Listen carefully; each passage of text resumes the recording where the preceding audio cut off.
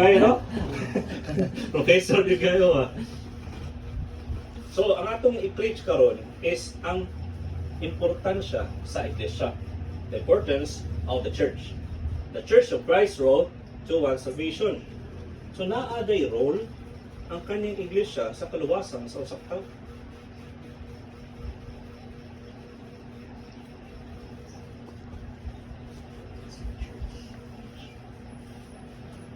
So sa Mateo, Kapitulo 16, versikulo 18, ang iglesia taga-panalipod batok sa sala o kamatayon.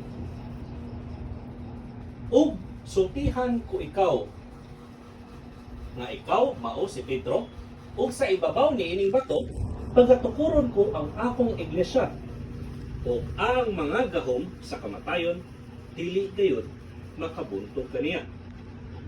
So ang nagsulti ani ni Pedro nga tukuron niya ang iyang iglesia sa anang bato ni Pedro is walay lain mao si Ginoong Jesucristo. Kay ang kaning iglesia, ang purpose sa iglesia o usa sa mga purpose sa pagtukol sa iglesia ni Kristo is ang gahom sa kamatayon dili makabuntog kaniya, tagapanlipod batok sa sala ug kamatayon. Ngano man ay usa nga na-convert nga tawo nga nahimo ng Kristiyano, ibutang diya sa iglesia, kaya ang iglesia maunay mong protector niya gikan sa sala ug kamatayon. Kay nung duman nato mianhi si Kristo para sa pagpasaylo sa sala o pagpatay sa sala nato nga mga tawo.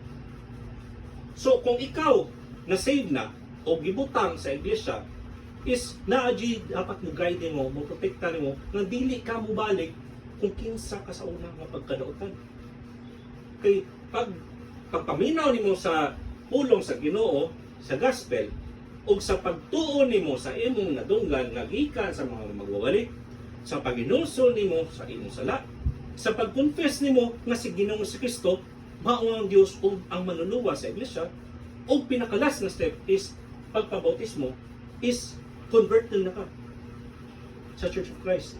Idungag ka sa Ginoo sa Church of Christ, isip parte sa iya nga iglesia. Ug tungod niya na valuable kay ka sa Ginoo, muna nga ituyo niya ang pagtukol sa iglesia o kaupungan o grupo sa mga niluwas para sa pagpadalipod batok sa sala o kamatayon. Kay atong duman nga is sin, the wages of sin is death. Kung unsay bayad sa pagpakasala, kamatayon.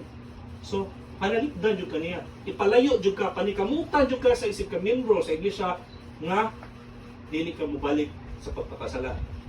Kay mobalik ka sa pagpakasala, mamatay jud ka. O di naka masave pa sa ikaduhang iglesia.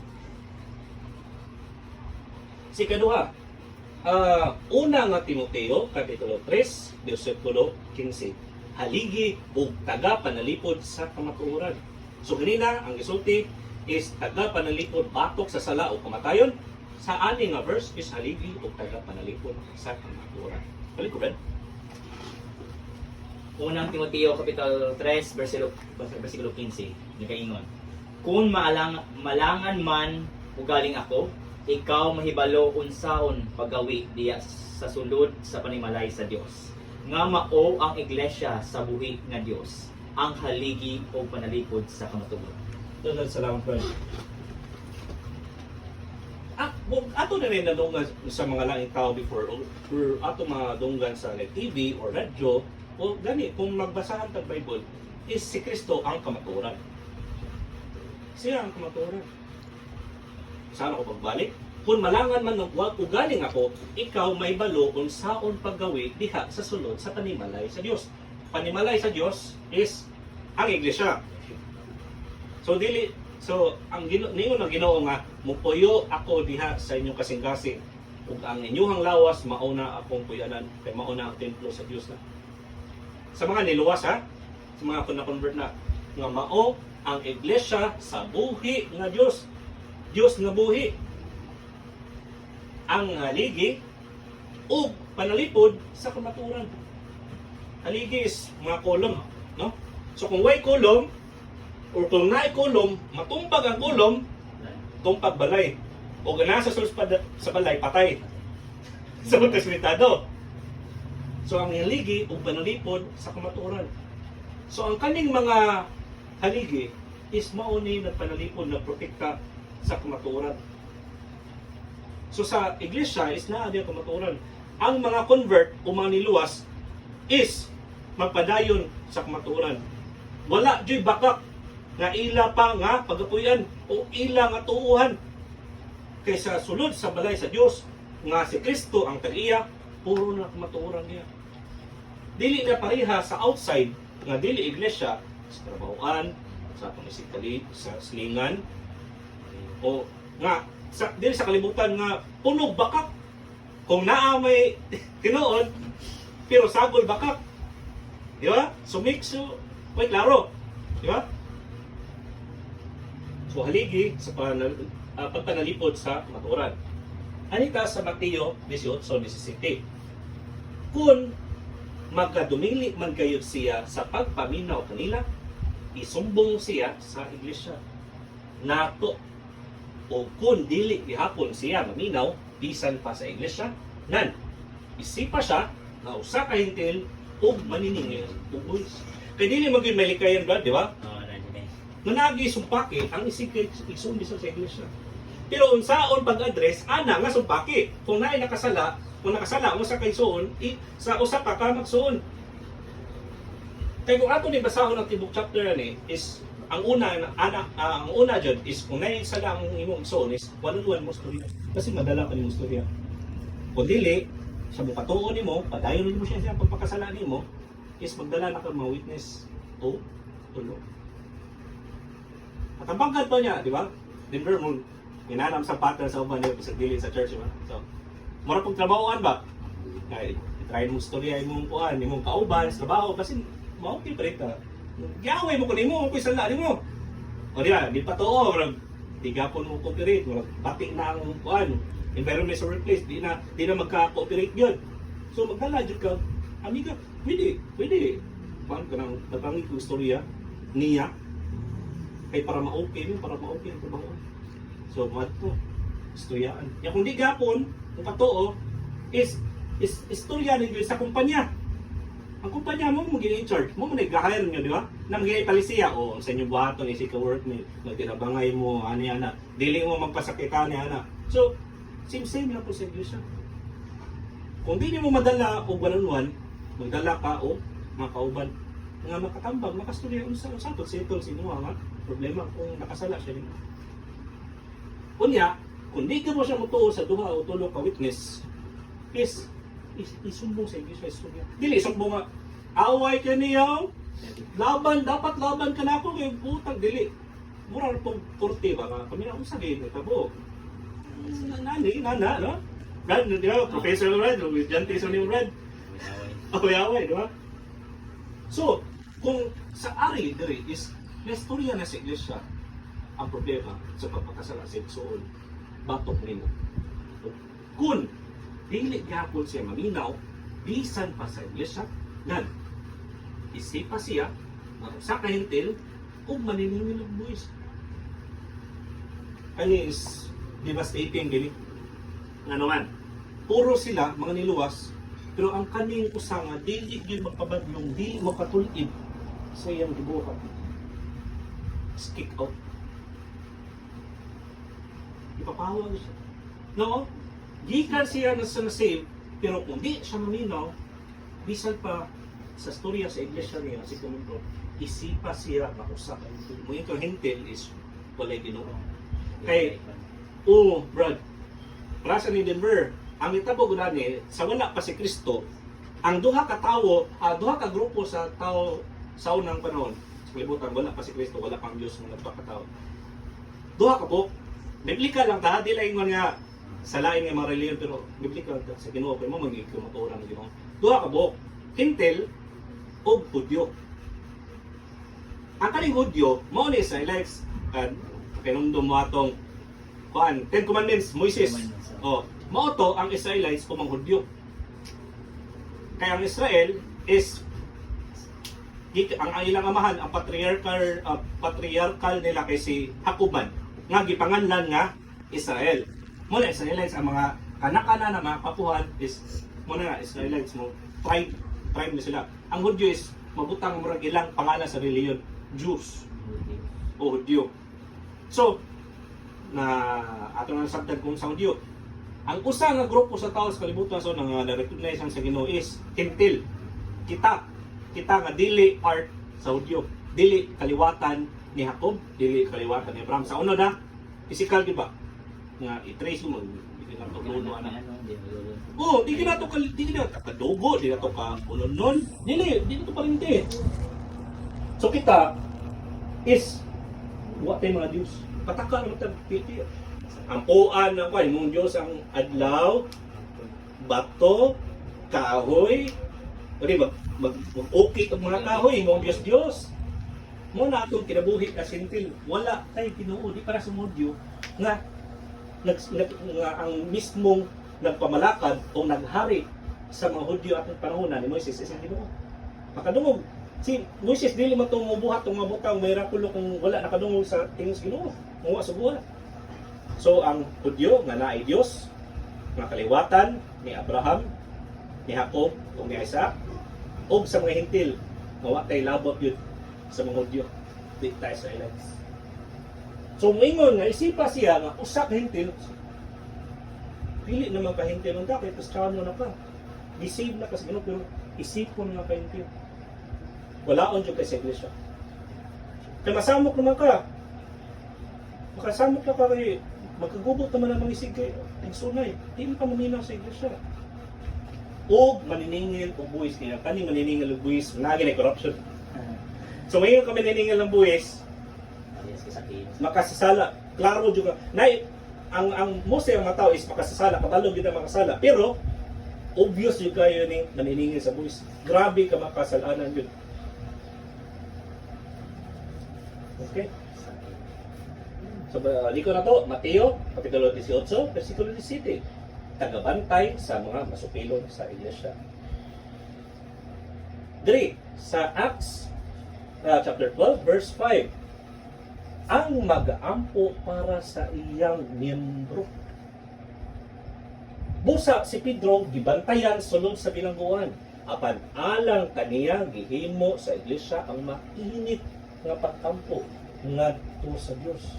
So nitabuan is, sugod ng persecution na ni, si Pedro is kurong or naa sa jail. Gipriso siya, pinariso siya. Pero apan alang kaniya, alang ka Pedro, gihimo sa iglesia. Sa isig ka miyembro ang mainit na pagkampo ngadto sa Dios. Kung ato ni basahon pagin ang tibok chapter ani is naay anghel nga mitunga sa bilangguan ni Pedro. Daghan kay nagbantay niya nga mga sundalo. Pero sa pag-abot sa anghel, wa sila kabantay na si Pedro wala na sa bilangguan.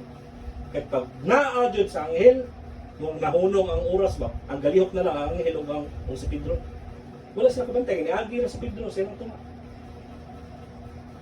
So tungkol sa pag-ampo sa iglesia, ang isip na miyembro sa Church of Christ is si Pedro nakagawas tikas bilangguan. So inana ka gamhanan ng pag-ampo sa isig ka igsoon. Although na individual na responsibility ka nga mag-ampo, pero mas powerful yun kung ang tibok iglesia may mag-ampo sa isig ka igsoon. Alamin na si Pedro na nakapilang persecution sa kasakit tungod sa iyang maisugon na pag-preach sa gospel ng Ginoong Kristo. Efeso, Kapitulo 5, versikulo 23. Tuloy ko, Brad? Efeso Kapitulo 5, versikulo 23. Ang luwason ni Kristo. Kay ang bana mao ang ulo sa asawa, maingon usab nga si Kristo ulo sa iglesia. Nga mao ang iyang lawas, ug siya mao ang manluwas niini. Salamat, Brad.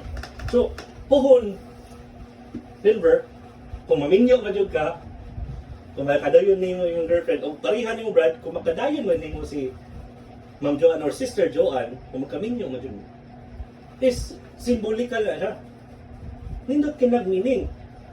Plus dire, kaya ang bana, mao ang ulo sa asawa. Ako ang bana, mao'y ulo sa asawa. Ikaw ang mudala sa imong asawa. Maingon usab nga si Kristo, ulo sa iglesia. Maingon kang mudala is ikaw ang muhatag direksyon sa inyong kaminyoon. So, ang bana mao ang ulo sa asawa, maingon usab nga si Kristo, ulo sa iglesia. So siya ang bana. So kung siya ang bana sa iglesia, siya ang ulo. Ug ang asawa mao ang iglesia. Maingon usab nga si Kristo ulo sa iglesia nga mao ang iyang lawas. So si Kristo ang galid sa Church of Christ. Sa iyang pagtudlo, sa iyaha nga tanan nga mga sugo, siya ang galid sa Church of Christ. Dili tawo ang galid, ang pangulo sa iglesia. Ug siya mao ang manluluwas niini. Atong i-explain tawhanon. Although dili pa mo kasal Denver sa imong girlfriend, pero kabalo mo ka diba nga ikaw ang makusganon, physical ug emotional, ikaw ang stronger kaysa imong girlfriend. So ikaw ang maluwas ana niya. Kay siya, gituyo gina si Ginoo nga ang babae is weak physically ug gani sa pagtuo. Muna sa isig ka membro sa Church of Christ is kinahanglan nga magbalig-on ug magtuon jud sa pulong sa Dios. Kay mao na ang mopalig-on nato nga malig-on ta nga matagan tag kapasidad nga we are able to save our wives. Kita ang muhatag direksyon. Ang misis is ang desire na niya. Kung walik ta Genesis is ang gusto sa iyang bana. Adam ug iba panadaan. So ato na padiyon. Pero di po nato ubusaran nga atong asawa is weak. Nga ato lang po dimo nga ulipon. Masugo-sugoon bisag dili na mao. Kinahanglan ang ato nga gi-lead o atong mga gisundan kung atong mga pagtulunan is gikan sa Ginoo. Kay kung gisunod nato ang kasuguan sa Ginoo ug ang direksyon nga ginatudlo ni Kristo is sigurado ta nga maayo na ug tungod kay maayo na di ta magunahon na kung maun sa atong asawa. Safety ta kay ginagaydan ta sa Holy Spirit. Ginagaydan ta ni Kristo. Ginagaydan ta sa ato ang makasalawi. So balik na to Efeso kapitulo 5 bersikulo 23. Ang luwason ni Kristo kay mao ang iglesia. So balik ni Kristo diri sa ikaduhang higayon sa panahon na nga mag-judgment day na, ang luwason niya is ang iglesia. Kung dili ta parte sa iglesia o Church of Christ, di kita maluwas. Kaya ang una niya nga husgahan is ang iyang balay nga mao ang Church of Christ. So last ni, akong insert nun dre ang 5 plus 1 na uban na ni Brad nga akong makita like 5 steps lang to salvation, pero di 5 plus 1 nung nako. Nga naman, ako ni further explain dre. Igala, magkaisunan. Mo ni ang 5 plus 1 nga lakang pakadto sa kaluwasan. Una, pagpaminaw sa maayong balita. Nakay Bible, Arban? Ano ko basa sa Roma 10:17?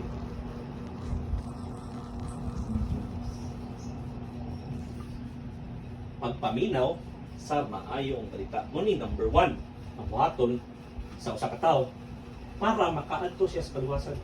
Nga madugang siya si Ginoo sa iglesia nga gitugot ni Kristo. Roma 10:17.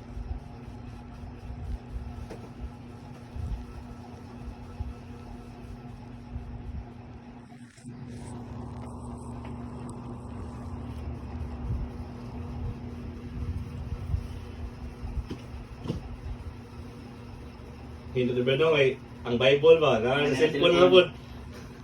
Hindi na mag-isip ba?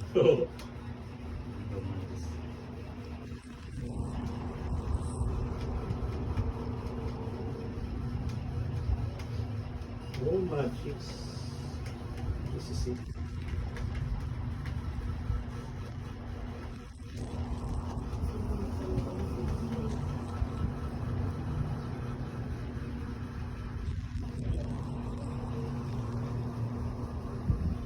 Amen na.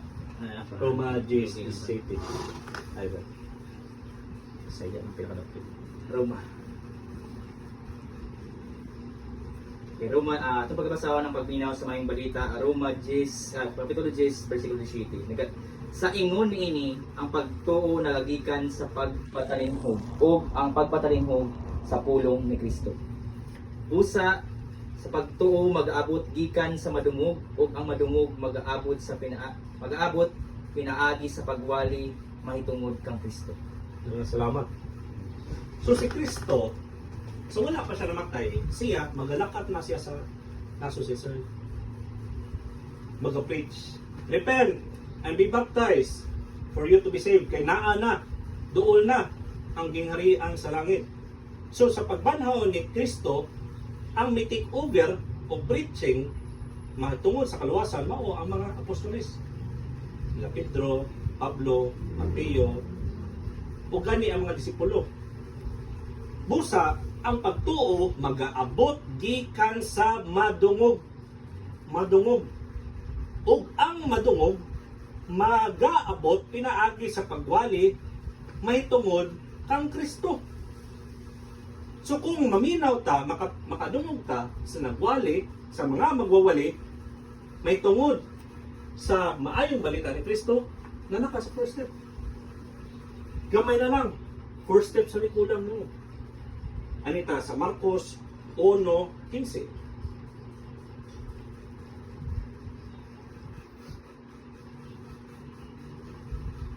Ug nag-ingon, ang panahon ania na gayon, ug ang gingharian sa Dios haduol na pag hinulsol kamo ug tumuo kamo sa maayong balita. Repent ye and believe the gospel. Mutuo sa maayong balita. Ay dili na nga naminaw ta sa maayong balita gikan sa mga magwawali, pero dili ta motuo. Nga gipalapos na nato ang atong nadunggan sa pikas nga dunggan. Lapos lang. So kinahanglan kung naminaw ka sa may balita, kinahanglan natuo jud ka sa balita, may balita gikan sa mga magwawali. Arita sa third step. Matthew chapter 3 verse 2. Siya nag-ingon, pag hinulsol kamo kay ang gingharian sa langit haduol na. So nakadungog na ka sa may balita. Kung may tuo magika sa mga ayong balita, may mga dunggan, kinahanglan po ka na maghinulsol. Kay apil na sa maayong balita, may mga dunggan na maghinulsol ka sa isa. O kabalog, yun sa niyo paghinulsol, gahilak ba ka, ganoon na, guilty ba ka sa mga nabuhat sa una, ang importante, naghinulsol ka. Kung mayroong naghinulsol, pasaylo ako sa sala ang ako nabuhat. Dili na ko musab.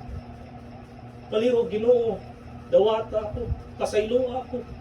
Di na ko mabuhat. O daw kan isa isip kataon ako. O gani, bisan nimo, Ginoo. So, importante jud kayo ang hinulsol. Pag hinulsol.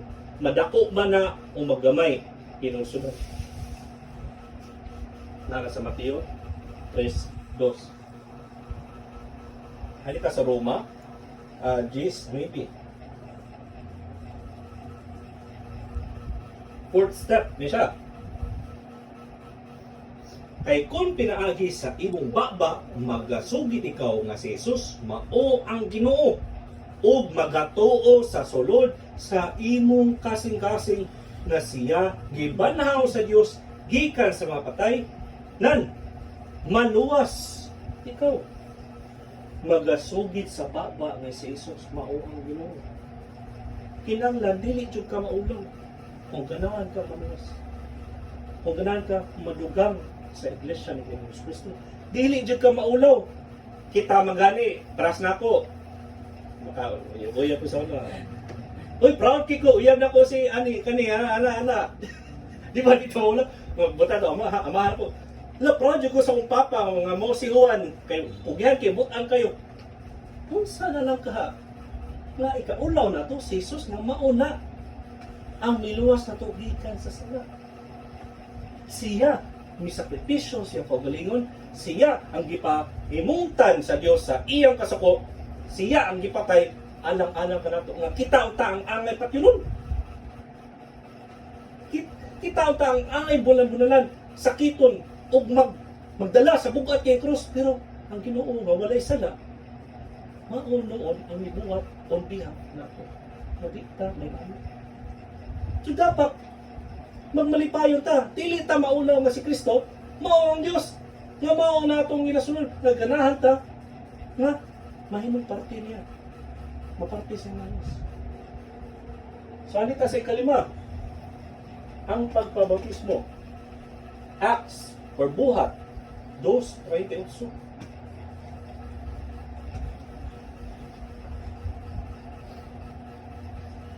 Og si Pedro mitubag kanila, pag hinulsol kamo o pabautismo kamo, ang matag usa kaninyo sa ngalan ni Hesukristo tungod sa kapasayloan sa inyong mga sala.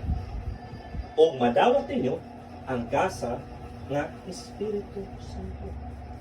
And once nga ang usa ka tawo mo uyon o mo agree nga bautismohan siya, this diha kun madawat ang balaang Espiritu o Espiritu ng uyon na sa ilang kasing-kasing o siyang langas. Kay ang Holy Spirit is mauna ang guide nato sa matag adlaw sa kung kinabuhi. Kay requirement nga ang iglesia is magkita sa usa sa kanlaw sa usa ka semana. Every first day of the week nga mo ang Sunday. So kung wala ang mga igsuon nimo sa imong duol, kinsa may mag-guide nimo? Kinsa may mo sulti nimo nga mo ni buhaton nimo, mo ni dili nimo buhaton? Mo ang Holy Spirit. Kaya ang Holy Spirit mo sila lahat ang ginato ang Bible. Balik ko na ko, si Pedro mitubag kanila, pag hinulsol kamo o pabautismo kamo sa matag usa kaninyo sa ngalan ni Hesukristo tungod sa kapasayloan sa mga sala. So pagbaptize nimo sa pangalan ni Hesukristo, kay naa mo gikinalang authority. Ngano na pabautismo mo ka? Ang kinsa man ang sugo. Kinsa man nagsulti nimo nga magpabautismo ka. Ang dili si Kristo sa pangalan ni Kristo, para mapasayloan ang sala. Involved ang baptism sa tubig o fully immersed. Kaya nga imuha nga mga sala gikan sa imong ulo hantol sa imong tiil, panlasang dira. Kay para ready na ka nga idugang sa Ginoo at sa iya mga iglesia. Other reference, Mateo 28:19.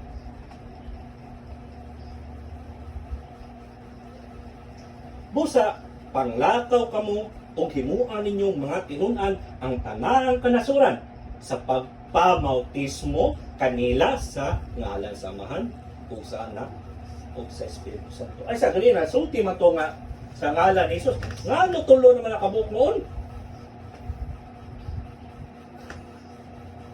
Di po po na yung Bible eh. Naiusan ito na. Oo, ningon sa pangalan ni Jesus pagbabautismuhan. Karon sa pangalan na po sa Amahan, sa Anak, Espiritu Santo. Magpabautismo ka sa ngalan ni Jesus, pero unsay sugo ni Jesus. So ang si Jesus may sulti ani.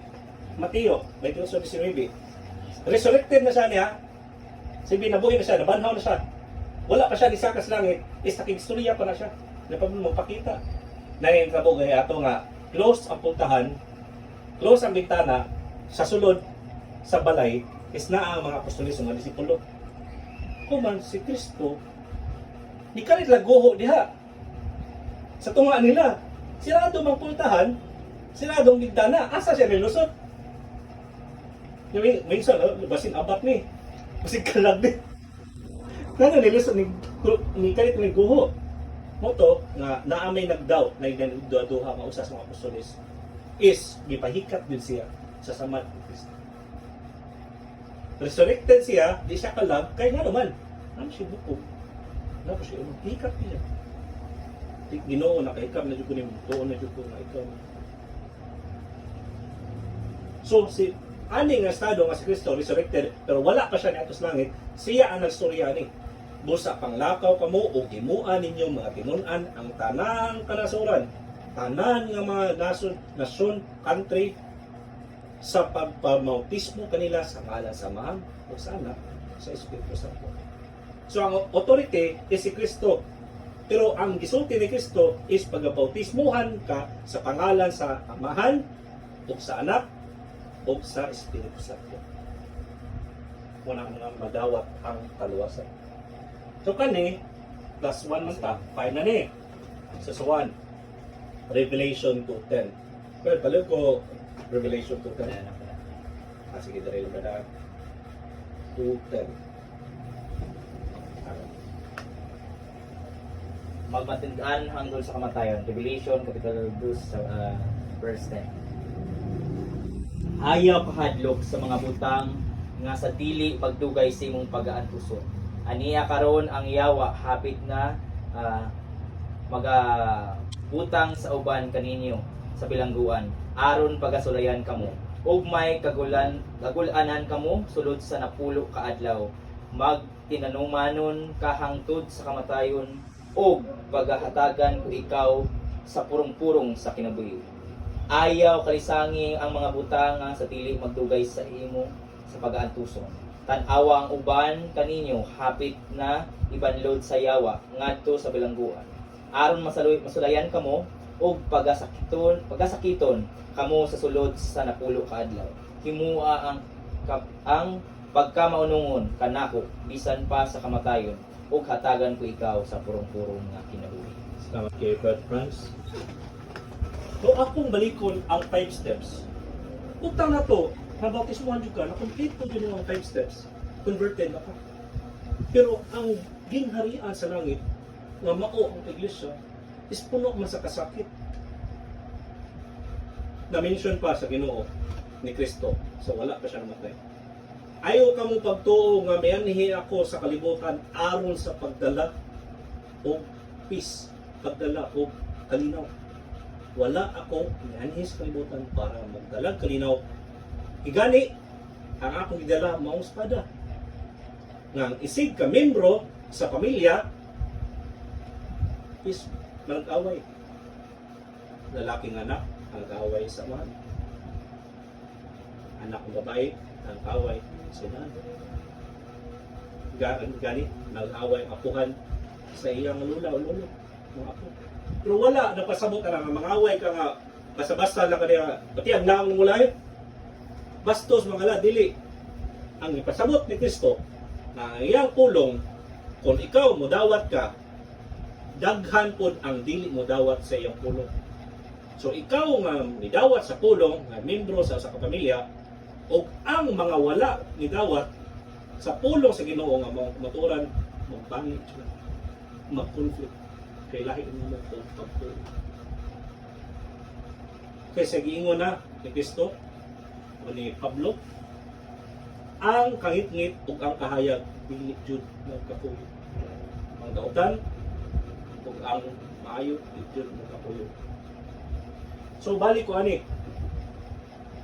magmatinud-anon hangtod sa kamatayon. So pressured jud kayo ang pagkinabuhi sa Dios nun. Bisan ako sa akong obrahan, bisan wa ko'y gibuhat nga sala. So usaon ako nauna nga wa ko'y nabuhat, kontrahan jud ka, okay, di sila komportable nimo. Bisan maayo pa yung buhaton. Pero dili tanan, ha? Naray uban. Kaya naman sa uban, ma-appreciate ko na yung maayo nimo sa ilaha pa. Pero na po uban, masuyaan po ka. Kaya nasa biya ni, ang kaning anak sa Ginoo, no? Nga membro na ka Church of Christ, maayo naman ka. So, murag, ma-emphasize juga sa mga grupo-grupo, nga individual nga, lahi niya siya. Kung nakisugot niya, buhat na siya. Maayo siya mo trabaho. Dili siya mangitag mga excuse. Ubra-ubra dyan. Magtarong yun ka lang. Mo-great yun tarong. Dili mo discriminate o tao. So, bisag na nakakabutan, naaga po'y ma-triggered ana. So, pangutana, kung nasa sitwasyon na kung anak ka sa Ginoo, nabilong sa Church of Christ, na may posibilidad ng imong buhian ang imong kaluwasan. Mubuhi ba ka sa imo nga pagka niluwas na? Kaya tungod kay lain na pala na eh. Dagkam kita kontra niyo eh. Napatay Muslim, putlan pa ulo. Hindi na mo istorya. Saan may ako ni? Siya lang kayo, di ba? Hindi ko santim yan eh. Wala kayo mag-customer na rin. Ingon ta nga, parang sandong kabayo. So, worth it ba ang kanang usa na ka-membro sa Iglesia ni Cristo? Dili Iglesia ni Manalo, ha? Pero Iglesia ni Cristo, ang tinuod ni Iglesia, worth it ba ang kasakit? Kay si Cristo magaling, walay sala. Ngano gibunal-bunalan man siya, ngano gipatay niya sa krus. Ngano gipasangilan man siya nga nagpakaron inon nga Ginoo siya nga blasphemy na may mga proof nga iya ipakita, mga miracles. Di sa may makabuhat kag miracles niya, yawa. Ginoo yun. Kaya ang yawa, tiguba na tighatag mo sakit. Pero ang Ginoo mo tig ayo, mo'y maghatag og kinabuhi, mo'y maghatag og kalinaw, pero gipatay siya. Kung atong basahon ng Bible gani, pag saka ni Kristo dito sa langit, balik siya sa Amahan as resurrected na. Ang mga disipulo niya, di pang persecute. Kana si Apostol Paul, nga Saul pa na sa una nga, pare man na siya sa karaan ng Israel, gipangbuko niya mga Kristiyano, daghan na siya gipamatay. Iyang mga sugo, daghan na siya gipang priso ng mga Kristiyano. Kung ikaw, Kristiyano nga ito, saman, ingon ka, ipriso ka, patyoti ka, o i-renounce niyo imong pagtuo, nga di, moingon ka nga, di nakamutuo na ni Kristo, nga mubulag na ka sa iglesia. Muna gisulti diri, magmatinud-anon hangtod sa kamatayon. Ayaw kalisangi ang mga butang nga sa dili madugay, imo nang pagaantuson.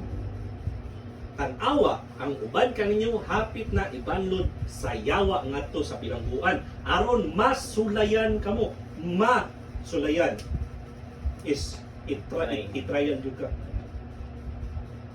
Aron masulayan kamo o pagasakiton kamo sulod sa napulukan grabe gunon na palang kudaan. Kaya ba kanina ako? Muta na pagutman ko, kaya ba kanako? Kung may CR, kung may CR, nakas bilangguan, piti mo gawin, piti bawa. Di mo siya pwede, di malibang. Kaya ba kanako ang pag-antusan mo inana? Sa maabot po itong 666 nga kung wala kay di ka markado sa 666 sa imong agtang o sa imong kamot, dili ka makapalit sa merkado. Asa mo kumukaon ani? Kay kung ganahan ka nga makapalit, magpabutang ka to 666 pero markado mo sa podcast Ginoo nga dili ka luwason sa balik niya. So duha ka buk sitwasyon ani nga kalibutan. Kaya ang tao karon mga average siguro nasa mga 60-70 patay naman, nasakit ba? So, ang una-una sa mga kalibutan nun is YOLO. You only live once. So, lipay-lipay, sadya. Kung saan gusto mo buhat, huwag magbot, bisang Ginoo. Sa lain nga grupo, hupong, is may po nga anang average is. Sus, gamay ra day kayo no nga tuig like 70 years, dali raman na mo agi. Gamay ra ko mag-antos na. Nagkahuman dito na, mag-antos ko para sa Ginoo is sigurado luwas ko, kung mamatay ko. Or kung maabdan ko ni Kristo, na sure ko nga faithful ko is, assured na po na nga akong, nga dili ko mag-antos sa impyerno. 70 years, dali ra na. Mag-antos para sa Ginoo, kaysa mag-antos ko sa impyerno. All life. Dili na imo tuigo adlaw lang. Antos-anton na. Kaysa sa usap, 70 anyos, mag-inom ko, magbae ko, ani mayo. Bisa ko, tilwan ako, magwalda so mag-inom ko mayo. Pero ikaw man, igahay ka. Una, pero pagkamatay mo, ato ka sa ito. Karang lang, mga banang-banaan dyan na to, kung unsa akong choice, yatagan kag freedom sa Ginoo. Tinuod, mag-antos ka, isip Kristohanon, pero worth it, kay hangtod-hangtod, tuyog jud ka sa Ginoo, balik niya. So muna ang mga kaigsunan ng mga kaibigan, salamat kayo. Mayta ato ning i-apply kung mabasa tag Bible og atong paminsano sa pagbuling kung unsa gyud nga pilion ang mga kinabuhi. Kaya pulong si Dios mao mo gyud ang kamaturan. Dili ako ang pulong kamaturan, dili sa misis, dili nato. Pero igo ra gyud ta mo relate. Kung isa ang pulong sa Ginoo at maluwas ta. Alam-alam ni kay siya sa balik ko na nako, wala siya sala, pero siyang gipang hamtang saksakit o hamtang para nato ang mga makasasama. Daghang salamat. God bless. Salamat Brother Antonino sa iyong mensahe nga para sa